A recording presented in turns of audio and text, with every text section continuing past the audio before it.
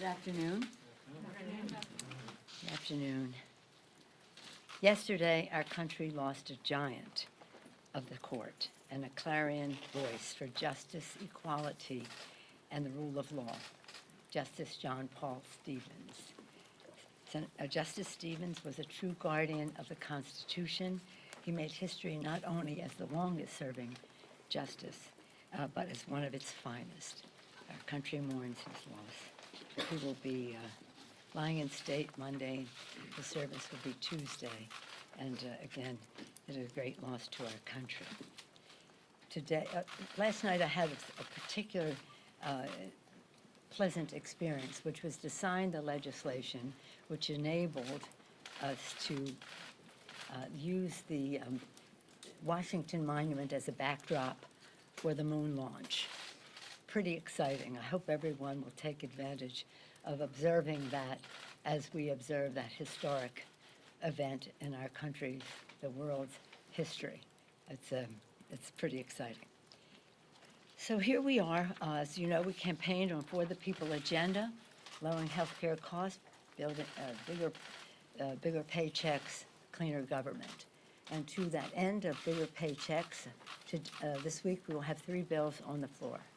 Raising the minimum wage. Raising the minimum wage. It will increase wages for up to 33 million workers and lift 1.3 million Americans out of poverty. It would help secure fairness and equality for women, many of whom will be the beneficiaries of this, giving nearly 20 million working women a raise and help narrow the gender gap, that wage gap that disproportionately impacts women. We're also proud to pass this bill tomorrow on the anniversary of the Seneca Falls Convention, which America declared that all men and women were created equal. We'll also continue on to deliver our promises to workers. Today, we'll honor our promise to the hardworking men and women of labor as we lift the Cadillac's tax, protecting health benefits that workers have negotiated. And next week, the House will move to pass the Butch-Lewis Act, ensuring that millions of Americans who receive the retirements will receive the retirement and benefit securities they have earned. We're very pleased at the outcome of all of the back and forth on the census, proud of the testimony that our House counsel made before the Supreme Court, because the census is a pillar of our democracy, enshrined in our sacred Constitution to ensure that we are all equally counted and represented. And so we will continue to follow the facts and hold the administration accountable for the policy decisions. This is not about partisanship, it's about patriotism. And now, having instilled fear, hopefully we can allay that fear by having people sign up for the census. As we approach the 200-day mark of our transformative majority, which is coming up soon, House Democrats will build on the bold promise we have made on our For the People agenda. We talked about lower health costs by preserving the prescription drug benefit and lowering the prescription drugs and preserving the pre-existing condition benefit. And some of that legislation will be coming up next week. Raise workers' wages, I talked about that. Reduce the role of big dark money in Washington, H.R. 1. But part of H.R. 1 we have divided into parts to save our federal elections, the Voting Rights Act and the rest, and we're hoping to get some of these passed discreetly. As you know, Senator McConnell has called himself the Grim Reaper. We have news for him. As I've said before, these bills are alive and well with the public, and public opinion, as Lincoln has said, can make almost anything happen. So we look forward to that. Questions? Wait a minute, any new? Yes, ma'am. Thank you, Madam Speaker. I'll come back to you. Next week at this time, Robert Mueller will be here testifying. What is your expectation for his testimony? And is there a chance that after his long-awaited appearance, there might not be any further clarity on the findings of the special counsel's report? Well, I think that the report has brought some clarity, and his own public statement brought further clarity.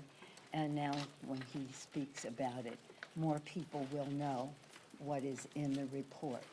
I think we should approach it with all of the appropriateness and seriousness of purpose. This is about our country, our Constitution, and the separation of powers, obstruction of justice, issues like that. So I would say that, again, it's about patriotism. Let us listen. Let us see where the facts will take us, and let us have this be as dignified as our Constitution would require. And then we'll see what happens after that. We go where the facts will lead us. Speaker Green said today, talking about his on the same subject. resolution, he said that today we have the opportunity to punish the president. We have to send him a message. We're not going to allow him to make America a racist country. Why is he wrong in the approach that he was taking? What you mean in terms of bringing up an impeachment? Well, for an impeachment, articles of impeachment to succeed, I haven't really actually seen his articles of impeachment, but they're about racism. We'll deal with that resolution on the floor. But as I have said over and over again, with all the respect in the world for Mr. Green, he's a very prayerful person, and he cares very much about our Constitution and our country. So as I say, with all the respect in the world for him, we have 6 committees that are working on following the facts in terms of any abuse of power, obstruction of justice, and the rest that the president may have engaged in. That is the serious path that we are on. Not that Mr. Green is not serious, but we'll deal with that on the floor. Will you vote to table it? Will you vote to table it? I don't know what we will do, but we will deal with it on the floor. Madam Speaker, thank you. On the debt ceiling here, you've Yes. been talking to Stephen Mnuchin. Yes. What is the pathway now on that and the spending caps, and what are the stumbling blocks to get this done before now and the end of next week? Well, let's start with next week and engineer back. We would like to have something on the floor next Thursday. So that we can send it in a timely fashion to the Senate so that they can go through their, shall we say, particularly senatorial process to get it done in time before they leave. So if we're talking about next Thursday being on the floor, we have to back up almost until this Friday to have an agreement reached so that we can duly note it. Because under the new rules, we don't count weekends in the 72-hour notice. So we'll have to have something that we can post sometime this weekend so that the time ticks away in order for us to go to rules to committee, rules and to the floor. So when we have an agreement, we'll write it up, and we have to do all of that by Friday evening. What are the policy issues that are stalling this, or that you still have to resolve right? It's all about money, right? And And does so, that mean, is there a certain number in terms of the non-defense no, I side? think I said yesterday, I think if you read my letter, it was very clear. Our concern is that the additional initiatives that have been added for veterans, whether you approve of the policy or not, they have become the law, and we need to cover them. We don't think that that should be coming out of the regular base. And so we don't want the veterans' resources to be competing with each other or competing with other very valuable domestic priorities. So I think we are understanding each other, and when we have an announcement, well, you'll be the first to know. Yes. On your House resolution condemning the president, were you surprised that more Republicans didn't side with Democrats? And what do you think at the end of the day was achieved, given that it was essentially a party line vote? Well, the fact is that it was a resolution of the House and not some legislation that should go to the Senate or be signed by the president. And it was for us to say, and by the way, in the most gentle way. You have no idea the provisions that some people wanted to have in that resolution. This was as benign. It condemned the words of the president, not the president, but the words of the president. And in doing so, it anchored itself in the words of Ronald Reagan. Ronald Reagan, beautiful speech by Ronald Reagan, which I reference all the time. And so you would have thought that that benign approach might have appealed to them. But when you say, were you surprised? Were you disappointed? My expectations are not great, but you always hope that they might do the right thing and say that that language that the president used was beneath the dignity of the president, beneath the dignity of the people he was criticizing. And by the way, we were offended that he spoke in such a way about members of Congress, but we're offended that he says that about people across the country all the time. Go back where you came from. And that, by its definition, those words are racism. If you go look in the AP and other places where they define certain words, that's what that is. But we weren't saying that he was racist. We were saying that the words that he used were racist. So that was as gentle as it could be, considering the inappropriateness and the disgusting nature of what the president said. So no, we did what our members wanted to do and had a very strong 100% vote on it. Madam Speaker, the president is clearly trying to cast this broader debate as a choice between him and your more progressive members. This fight has now dominated the conversation this week. You've had your resolution.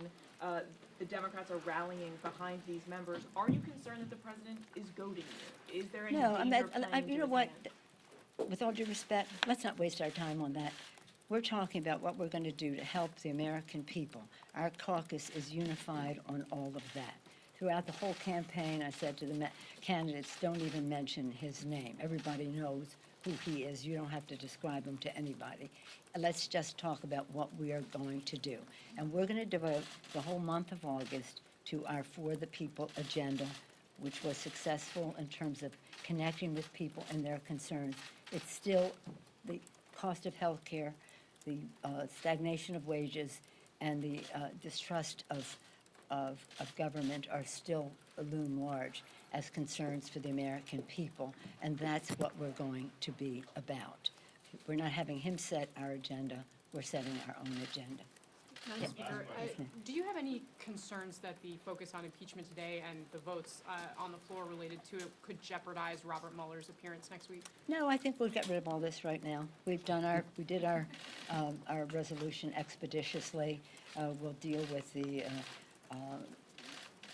Mr. Green's resolution, but we do have to have a clear path. I do think that the president is trying to, and we cannot, and you cannot, and we cannot buy into his fog that he wants to create over everything, because he knows, we all know the argument that can be made against us in terms of our philosophy, in terms of our priorities and the rest. And the president knows the argument that could be made against him, and therefore he wants to distract from him. You have to give him credit. He's a great distractor, and that's what this is about. So it is, let's just take it to a better place. Let's take it to a better place. America. The president wants to make America great again. We all do. What does that mean? What is America? So many times we've come together and we've talked about America. America as our ideals in the Constitution, an example to the world of founding documents that rejected a monarch and put forth separation of powers. Article 1, the legislative branch having that priority in listing, and that is being that's being dishonored by the President of the United States. What is America? We the people.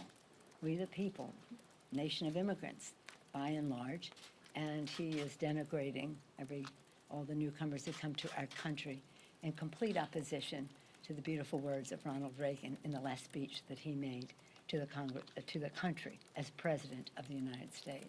It is America, this beautiful land from sea to shining sea and beyond, and God's gift to us that he is almost every day, but certainly every week, degrading and saying that we're not going to deal with climate on the basis of any science. Really? What is America? Our values. And that's the debate we have all the time in the battle of the budget and the rest, in terms of how we invest in our children's future and how these things all come together that under the guidance of our founders. We the people, they said in the preamble to the Constitution, but they also said, be pluribus from anyone, couldn't imagine how many or how different we'd be, but they knew we had to be one. And that beautiful guidance, it's something that we must constantly keep in mind as we engage in our differences.